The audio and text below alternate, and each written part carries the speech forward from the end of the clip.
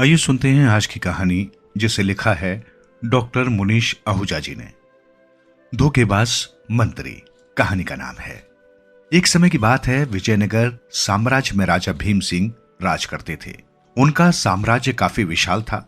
वो बहुत ही अच्छे राजा थे तथा वो अपनी प्रजा का अच्छे से ध्यान रखते थे। राजा भीम सिंह बहुत ही ताकतवर राजा थे और कोई भी अन्य राजा उनसे आसानी से युद्ध भी नहीं जीत सकता था। इसलिए आसपास के सभी राजा उनसे डरते थे। परंतु उनका एक पड़ोसी राज्य था जहां के राजा नाहर सिंह थे। वो राजा भीम सिंह से बहुत ज्यादा नफरत करते थे। एक बार राजा नाहर सिंह ने राजा भीम सिंह पर आक्रमण किया था, तो राजा भीम सिंह ने राजा नाहर सिंह को युद्ध में हरा दिया था। परंतु राजा भीम सिंह ने राजा नाहर सिंह को माफ कर दिया था और उसे उसका राज्य वापस लौटा दिया था। तब से राजा नाहर सिंह किसी भी कीमत पर राजा भीम सिंह को हराना चाहते थे और उनसे अपना बदला लेना चाहते थे, परंतु वो ऐसा करने में सक्षम नहीं थे। राजा भीम सिंह का एक पुत्र था जो अभी 5 वर्ष का हुआ था। तब उनके दरबार में एक नया मंत्री नियुक्त हुआ था। वो बहुत ही समझदार मंत्री था, इसलिए राजा उस पर सबसे ज्यादा भरोसा करते थे। राजा को उस मंत्री पर इतना ज्यादा भरोसा था कि राजा के सभी काम वो मंत्री ही किया करता था। वो राजकुमार का भी बहुत अच्छे से ध्यान रखता था। एक दिन की बात है, राजा भीम सिंह के महल में एक जासूस आ जाता है। जब राजा के सिपाही उस जासूस को पकड़ लेते हैं, तब वो उसे राजा भीम सिंह के मंत्री के पास लेकर जाते हैं। तब मंत्री उस जासूस से सारी बात पूछता है कि वो आखिर उसे यहाँ पर किसने भेजा है। तब वो जासूस बताता है कि उसे यहाँ पर राजा नाहर सिंह ने भेजा है। जब मंत्री को ये बात पता चलती है, तो वो उस जासूस को कैदखाने में बंद करवा देता है और सिपाहियों से कहता है कि वे ये बात अभी राजा को न बताएं। तब वो खुद राजा नाहर सिंह से मिलने उनके राज्य में जाता है। तब राजा भीम सिंह का मंत्री राजा नाहर सिंह के दरबार में पहुंचता है और उनसे कहता है कि मैं जानता हूं, कल आपने हमारे महल में अपने एक जासूस को भेजा था। आखिर आप राजा भीम सिंह के बारे में क्या जानना चाहते हैं? तब राजा नाहर सिंह कहते हैं कि आपको जरूर कोई गलतफहमी हुई होगी, हमने कोई जासूस नहीं भेजा। तब वो मंत्री कहता है कि महाराज, आप घबराइए मत, मैं ये बात राजा भीम सिंह को नहीं बताऊंगा। दरअसल मैं यहाँ पर आपके फायदे के लिए ही आया हूँ। तब राजा नाहर सिंह कहते हैं कि मैं आपकी बात कुछ समझा नहीं। तब वो मंत्री कहते हैं कि राजा भीम सिंह सबसे ज्यादा भरोसा केवल मुझ पर ही करते हैं। वो अपने महल में किसी दूसरे व्यक्ति पर इतना भरोसा नहीं करते जितना वो मुझ पर करते हैं। तो मुझसे ज्यादा अच्छे से उन्हें कोई नहीं जानता। मैं आपके काफी काम आ सकता हूँ।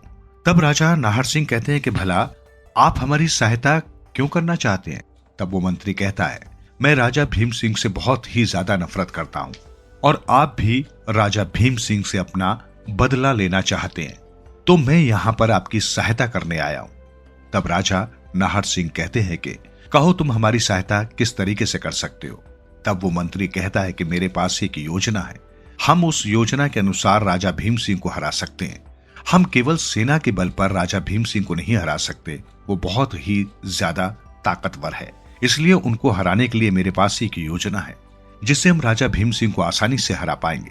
इस तरह वो मंत्री राजा नाहर सिंह के साथ हाथ मिला लेता है। फिर राजा नाहर सिंह भी राजा भीम सिंह से बदला लेने की ठान लेते हैं और वो अपने साथ अपने पड़ोसी राजा को भी शामिल कर लेते हैं। फिर राजा नाहर सिंह अपने पड़ोसी राजा और राजा भीम सिंह के मंत्री के साथ मिलकर उनकी योजना के अनुसार अपना कार्य आरंभ कर देते हैं। फिर उसके कुछ दिन बाद एक रात राजा भीम सिंह का मंत्री उनके पास एक कटोरी खीर लेकर जाता है और उसने उस कटोरी में बेहोशी की दवाई मिलाई होती है। उसे पता था कि राजा भीम सिंह को खीर बेहद ही पसंद है और अगर उनके सामने खीर आए तो वो बिना खाए नहीं रह सकते। तब मंत्री राजा भीम सिंह के पास जाकर कहता है कि महाराज, मैं आज आपके लिए खास खीर बनाकर लाया हूं। तब राजा भीम सिंह कहते हैं कि अरे वाह, तुम हमारे लिए खीर लेकर आए हो, तुम्हें तो पता है कि हमें खीर कितनी पसंद है।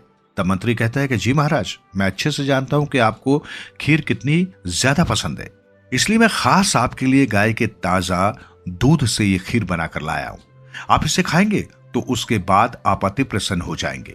उसके बाद राजा भीम सिंह उस खीर को बड़े ही मजे से खा रहे होते हैं कि उसके तुरंत बाद ही वो बेहोश हो जाते हैं। उसके बाद मंत्री राजा को उनके कमरे में बंद करके बाहर आ जाता है। फिर उसी रात राजा नाहर सिंह अपनी सेना के साथ विजयनगर साम्राज्य पर हमला कर देते हैं और अगले दिन राजा भीम सिंह को बंदी बनाकर कैद खाने में डाल देते हैं। उस रात राजा भीम सिंह की सेना तैयार नहीं होती और वो धोखे से राजा भीम सिंह का साम्राज्य हड़प लेते हैं। परंतु कुछ सिपाहियों की सहायता से राजा भीम सिंह के पुत्र वहां से बचकर भाग जाते हैं और राजा नाहर सिंह राजकुमार को नहीं पकड़ पाते। जब अगले दिन सुबह राजा भीम सिंह को होश आता है और वो खुद को कैद खाने में पाते हैं, तब वो मंत्री उनसे कैद खाने में मिलने जाता है और उन्हें सारी बात बताता है कि किस तरीके से उन्होंने उनका राज्य हड़प लिया।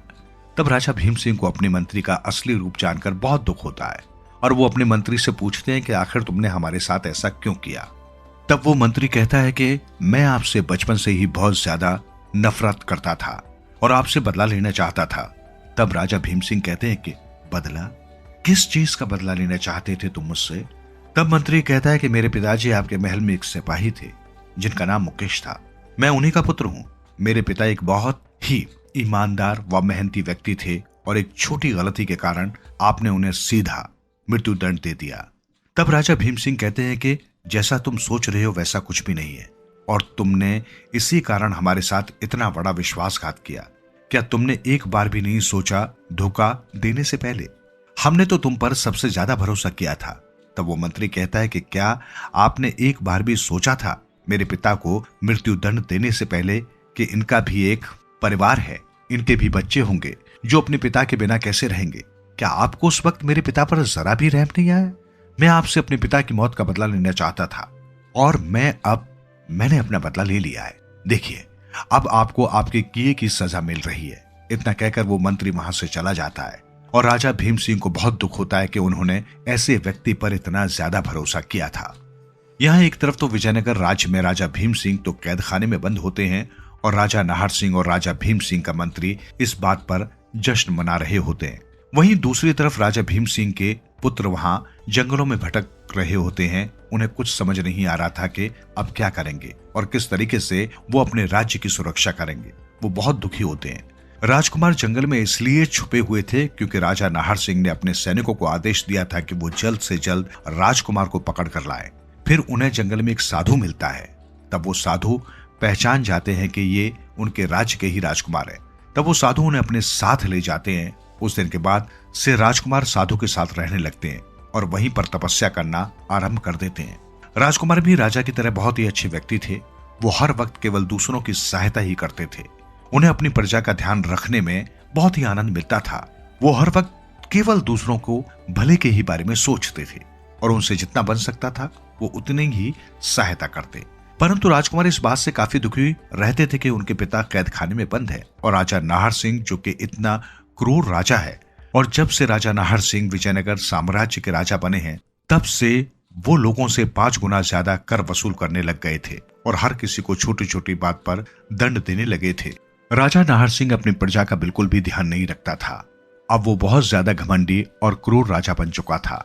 वो अपनी प्रजा के साथ बहुत ही बुरा बर्ताव करता था। ऊपर से अब विजयनगर राज्य में काफी सूखा भी पड़ गया था, जिसकी वजह से काफी सारे किसानों की फसलें बर्बाद हो गई थी और काफी सारे लोग भूख से मर रहे थे और लोगों को काफी गंभीर बीमारियां भी हो रही थी। परंतु राजा नाहर सिंह अपनी प्रजा के किसी भी दुख में काम नहीं आते और न ही वो अपनी प्रजा का ध्यान रखते थे। राजकुमार इस बात से अत्यधिक चिंतित रहते थे। उन्हें समझ नहीं आ रहा था कि वो किस तरीके से अपनी प्रजा को इस क्रूर राजा से बचा सकेंगे। राजकुमार ये सोचते हैं कि वो बिल्कुल अकेले हैं और वो अकेले इतनी बड़ी सेना का कैसे सामना करेंगे। उसके बाद एक दिन जब राजकुमार एक वृक्ष के नीचे उदास बैठे होते हैं तब उनके पास एक परी आती है और वो परी राजकुमार से कहती है कि राजकुमार, मैं एक परी हूं और मैं आपकी कोई भी इच्छा पूरी कर सकती हूँ। आप जो चाहे मुझसे वो मांग सकते हैं। तब राजकुमार कहते हैं कि हे परी, आप मेरी सहायता क्यों करना चाहती हैं? तो वो परी बताती है कि आप बहुत ही नेक और अच्छे इंसान हैं और आप हमेशा दूसरों के भले के बारे में ही सोचते हैं, इसलिए मैं आपकी सहायता करना चाहती हूँ। तब राजकुमार उस परी को सारी बात बता देते हैं और उनसे कहते हैं कि मैं अकेले नाहर सिंह को कैसे हरा सकता हूँ। तब परी कहती है कि आप चिंता मत कीजिए। उन्होंने जिस प्रकार योजना बनाकर आपके साथ विश्वासघात किया और आपसे आपका राज्य हड़प लिया, ठीक उसी तरीके से आप भी अपना राज्य वापस ले सकते हैं। तब परी आगे कहती है कि मैं आपको ये इत्र की बोतल देती हूँ। आप रात को महल के अंदर जाना, उस वक्त सभी सिपाही गहरी नींद में सो रहे होंगे, तो आप जाकर राजा नाहर सिंह और उनके खास मंत्रियों और सिपाहियों के ऊपर ये इत्र छिड़क देना। जिसकी वजह से वे सभी बेहोश हो जाएंगे और उन्हें 2 दिन तक होश नहीं आएगा। उसके बाद आप अपने पिता को कैदखाने से बाहर निकालकर उन सभी को कैदखाने में डाल देना। तब राजकुमार परी से वो इत्र की बोतल ले लेता है और परी को उनकी मदद करने के लिए धन्यवाद करते हैं। फिर राजकुमार योजना के अनुसार उस रात महल के अंदर चले जाते हैं और राजा नाहर सिंह व उनके खास मंत्रियों और सिपाहियों के ऊपर इत्र छिड़क देते हैं। फिर राजकुमार अपने कुछ खास सिपाहियों की सहायता से राजा भीम सिंह को कैदखाने से बाहर निकाल देते हैं और राजा नाहर सिंह और उनके मंत्रियों को कैदखाने में बंद कर देते हैं। जब 2 दिन बाद राजा नाहर सिंह और वो मंत्री जिसने राजा भीम सिंह को धोखा दिया था उन्हें होश आता है, तब वे खुद को ऐसे कैदखाने में देखकर बहुत ज्यादा हैरान हो जाते हैं कि आखिर ये उनके साथ कैसे और क्या हुआ। तब राजा भीम सिंह उनसे मिलने जाते हैं और उनसे कहते हैं कि जो भी तुम लोगों ने किया तुम्हें तुम्हारे किए का ही फल मिल रहा है। अब मैं तुम दोनों को भी मृत्यु दंड दूंगा और क्योंकि तुम लोगों ने मेरे साथ इतना बड़ा विश्वासघात किया है, अब मुझे सबक मिल गया है कि हमें किसी पर आसानी से भरोसा नहीं करना चाहिए और हमें आसानी से किसी को माफ नहीं करना चाहिए। तब राजा नाहर सिंह और वो मंत्री राजा भीम सिंह से माफी मांगने लगते हैं। तब राजा भीम सिंह उन्हें माफ नहीं करते और राजा भीम सिंह उस मंत्री से कहते हैं कि हमने तुम्हारे पिता को बेवजह मृत्यु दंड नहीं दिया था और उन्होंने कोई छोटी गलती नहीं की थी। तुम्हारे पिता भी एक गद्दार व्यक्ति थे, बल्कि तुम्हारे पिता ने हमें मारने की कोशिश की थी, इसलिए हमने उन्हें मृत्यु दंड दिया था। परंतु हमने तुम्हारे परिवार को सच नहीं बताया क्योंकि हम नहीं चाहते थे कि तुम लोग पिता के बारे में कुछ भी गलत सोचो, इसलिए हमने तुमसे सच छुपाया था। जो वो मंत्री बात सुनता है तो अब उसको अपने किए पर बहुत पश्चाताप होता है, परंतु अब बहुत देर हो चुकी थी। उसने राजा के साथ इतना बड़ा विश्वासघात किया था जिसकी वजह से राजा भीम सिंह, नाहर सिंह और उस मंत्री को मृत्यु दंड दे देते हैं। उसके बाद राजा भीम सिंह राजकुमार को अपना साम्राज्य का राजा बना देते हैं। इस कहानी से हमें यही शिक्षा मिलती है कि हमें किसी पर भी जरूरत से ज्यादा भरोसा नहीं करना चाहिए। इस कहानी को सुनने के लिए आपका बहुत बहुत धन्यवाद। कृपया नीचे कमेंट बॉक्स में अपना विचार साझा करें और बताएं कि आपको ये कहानी कैसी लगी। आपके सुझाव से हम और बेहतरीन कहानियां प्रस्तुत करने का प्रयास करेंगे। आप हमारे चैनल पर कौन कौन सी कहानियां देखना चाहते हैं, कृपया हमें आपके टॉपिक सुझाएं और हम उन पर कहानियां तैयार करेंगे। रहिए सदैव स्पिरिचुअल टीवी के साथ और हमेशा खुश रहिए।